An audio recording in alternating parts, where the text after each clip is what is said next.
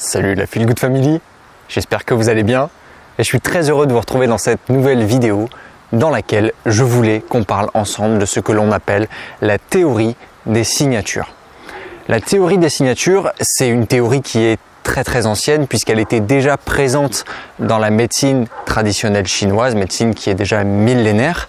Elle est aussi très utilisée en thérapie énergétique et c'est en Occident par contre plutôt Paracels au niveau du XVIe siècle que ça a eu un essor plus important parce qu'il s'est beaucoup intéressé d'ailleurs à la médecine traditionnelle chinoise, Paracels. Paracels était un médecin, philosophe et notamment alchimiste. Il est très connu pour ce dernier métier en particulier.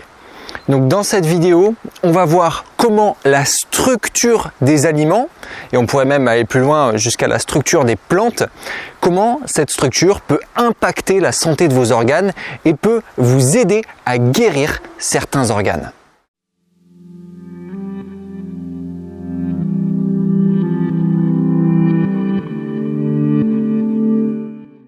Alors évidemment, dans cette vidéo, on va commencer par expliquer ce qu'est la théorie des signatures pour pouvoir ensuite dérouler les aliments pour que vous puissiez mieux comprendre quel est leur intérêt en ce sens.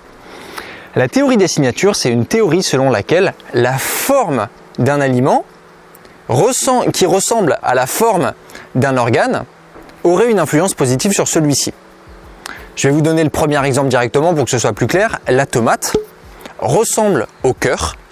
La tomate, quand vous la coupez comme ça verticalement, vous retrouvez 4 chambres exactement comme dans le cœur. Eh bien, il y aurait une influence positive sur l'organe en question. Donc là, en l'occurrence, sur le cœur. Et ça se vérifie parce qu'aujourd'hui, on sait que la tomate contient notamment des antioxydants comme le lycopène qui sont très positifs pour la santé cardiovasculaire. Mais comment c'est possible ce truc-là?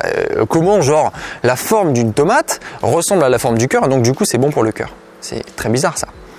Eh bien en fait, d'après la théorie énergétique, là pour le coup on va prendre vraiment ce qu'on sait aujourd'hui en termes d'énergétique, on va aller même jusqu'à parler de physique quantique, puisque c'est très à la mode quand on parle d'énergétique, puisque ça permet de justifier scientifiquement des choses qu'on ressent.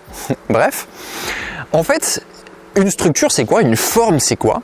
C'est un arrangement de particules dans l'espace qui vibrent. Donc pour former, admettons, votre main, c'est des particules qui vibrent de manière à former cette structure solide qu'est votre main. Donc, pour reprendre l'exemple de la tomate, lorsqu'une tomate vibre, lorsque vous avez une forme de tomate, vous avez un arrangement moléculaire dans l'espace. Le cœur, c'est la même chose. Votre cœur qui est formé sur le plan physique est un arrangement moléculaire, en tout cas un arrangement de particules qui vibrent pour former ceci. Et c'est pour ça que j'aime bien parler de résonance de structure parce qu'en fait ces deux formes vont résonner l'une avec l'autre, en fait vont avoir un peu les mêmes vibrations, la même fréquence si vous préférez. Donc il va y avoir une espèce d'harmonie qui se crée. C'est comme l'exemple par exemple des sons. Lorsque vous prenez, un mi, ou vous faites sonner un mi à la guitare, eh bien ça va être très harmonieux avec un mi sur une octave supérieure ou une octave inférieure. Parce qu'en fait, on est sur la même vibration, mais avec des hauteurs différentes. Ça peut être un peu la même chose, si vous voulez, avec la tomate et le cœur. C'est-à-dire qu'on ne va pas être à peu près sur la même octave, mais ça va résonner de la même manière. Donc en fait, il va y avoir une espèce d'harmonie qui va se créer. Et ça, c'est la théorie des signatures. On pourrait même aller évidemment plus loin, puisque tout est vibration. Ça veut dire qu'une couleur, c'est aussi une vibration. Donc, ça voudrait dire que la couleur d'un aliment pourrait influencer la couleur de quelque chose d'autre, d'un organe qui aurait la même couleur par exemple. Voilà. Donc ça, on en parlera certainement dans une autre vidéo des résonances de couleurs parce que ça peut même fonctionner avec le système des chakras. Mais c'est pour une autre vidéo. Alors là, vous allez peut-être me dire, mais attends Guillaume, une fois que tu la manges ta tomate, elle n'a plus du tout la forme de ton cœur. Donc comment est-ce que ça fonctionne ton histoire de résonance de structure là, ou ton histoire de théorie des signatures? Très bonne question. En fait, c'est qu'il y a une mémoire de la structure. Prenez par exemple le lézard. Le lézard, quand il perd sa queue, comment ça se fait qu'il y ait une queue qui repousse exactement de la même manière, de la même forme, de la même taille, ce que vous voulez? Parce qu'en fait, il y a une mémoire de la structure qui se replace exactement de la même manière. Et ça, c'est extrêmement important de le comprendre, c'est qu'il y a une mémoire des structures. Et donc, quand vous mâchez votre tomate, que vous la consommez, qu'elle rentre à l'intérieur de votre organisme, il y a cette mémoire-là qui va toujours pouvoir être en harmonie avec votre cœur. Donc, je vous propose qu'on déroule maintenant la liste des aliments. Bon, vous avez compris, le premier exemple, c'est la tomate, c'est le plus connu en général, on dit tomate égale cœur, et ça se vérifie aussi sur le plan scientifique de par la présence d'antioxydants qui sont bénéfiques, on le sait aujourd'hui, sur la santé cardiovasculaire, et donc finalement, ça vérifie cette théorie des signatures. Ensuite, autre exemple très connu, c'est la noix. Lorsque vous ouvrez une noix, vous avez les cerneaux de noix, et à quoi ressemblent les cerneaux de noix? Ils ressemblent évidemment au cerveau. Et on sait aujourd'hui aussi scientifiquement que les acides gras présents dans la noix sont très bénéfiques pour le cerveau. Et d'ailleurs, la noix, elle ressemble à quoi aussi comme autre organe? Si on extrapole un petit peu, on voit qu'il y a des petites bosses comme ça, il y a un peu des structures comme ça. Ça ressemble aux intestins. Et vous vous rappelez pas, ce lien qu'il y a entre microbiote intestinal et cerveau, c'est le lien le plus étroit qui existe pratiquement dans l'organisme. Intéressant, non?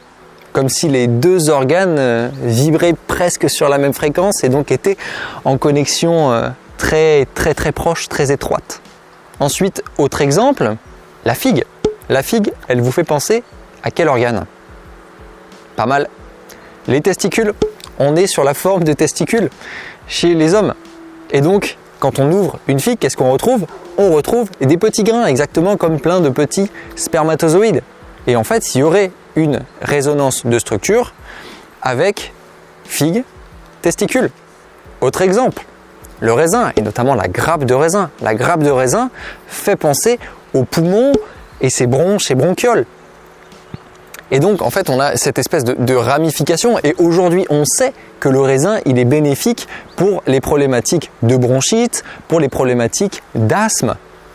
Ça fait sens. Ensuite, vous prenez la carotte. Lorsque vous coupez la carotte en petites rondelles, vous prenez la petite rondelle et vous la regardez. À quoi elle vous fait penser, cette petite rondelle? Elle vous fait penser à un œil, avec l'iris au centre, la pupille au centre et l'iris autour. On voit d'ailleurs cette petite iris presque dans la carotte. Et c'est très intéressant parce que la carotte contient de la provitamine A qui se convertit en vitamine A et qui est excellente pour les yeux, pour la vision, notamment la vision nocturne par exemple. Donc ça se vérifie aussi sur le plan scientifique. Ensuite, vous avez le céleri branche. Le céleri branche, il vous fait penser à quoi? Il vous fait penser à un os. Il est dur comme un os.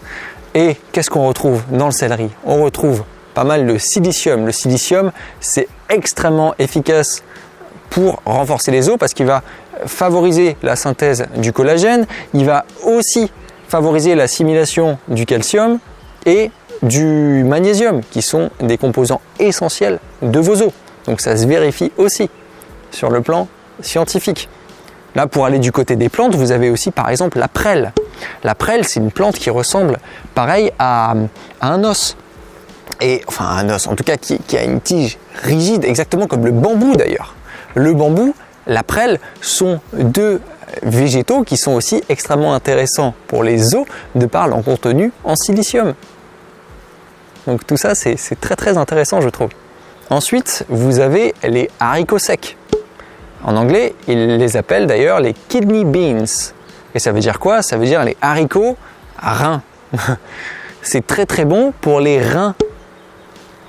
Les kidney beans, donc les haricots secs, parce qu'ils ont la forme des reins.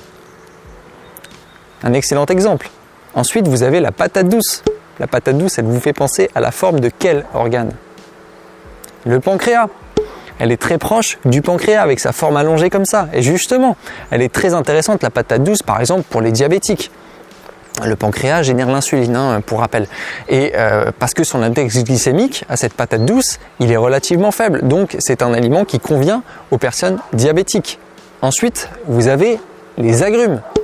Couper un agrume en deux, à quoi ça ressemble? Ça ressemble effectivement à l'intérieur des seins de la femme. Vous avez comme ça des petites poches et ça ressemble exactement à l'intérieur d'un agrume. Donc on dit que les agrumes sont bons pour les seins. Et on le sait aujourd'hui puisque les agrumes contiennent notamment des antioxydants qui aideraient à prévenir du cancer du sein. Donc c'est hyper intéressant et je vous invite vous-même à faire vos propres recherche entre guillemets. Prenez un aliment, essayez d'extrapoler la forme de sa structure et puis dites-vous mais à quel organe ça ressemble, en quoi ça pourrait être intéressant pour cet organe. Il y a plein de choses qui peuvent fonctionner comme ça. Il y en a que je vous ai pas cité aussi. On dit notamment le gingembre. Il a un peu la forme de l'estomac et on sait que le gingembre c'est bon pour l'estomac.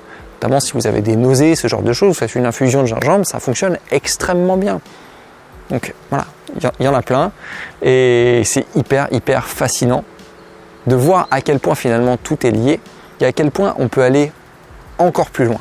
Quand vous comprenez que tout est vibration, vous pouvez prendre n'importe quelle nature de vibration, que ce soit le son, que ce soit la forme, parce que c'est aussi une certaine vibration, une forme. Vous pouvez, que ce soit, je sais pas, une couleur, de la lumière. Il y a plein de choses qui peuvent être compris en termes de vibration et adaptées à la santé. C'est fascinant et je vous en parlerai de plus en plus sur cette chaîne comme je vous l'ai expliqué parce que c'est vraiment des thèmes avec lesquels je travaille en consultation, que je travaille au quotidien et j'en ai pas assez parlé sur cette chaîne, donc on va en parler plus, davantage. J'espère que cette vidéo vous aura plu. Si vous avez encore des questions, posez-les-moi en commentaire, dites-moi si ça vous intéresse, ce genre de choses. Moi ça me passionne en tout cas. Si cette vidéo vous a plu, comme d'habitude vous connaissez la chanson, pouce vers le haut. Abonnez-vous à la chaîne, je vous laisse partager cette vidéo autour de vous. Moi d'ici là je vous dis à la prochaine. Prenez soin de vous.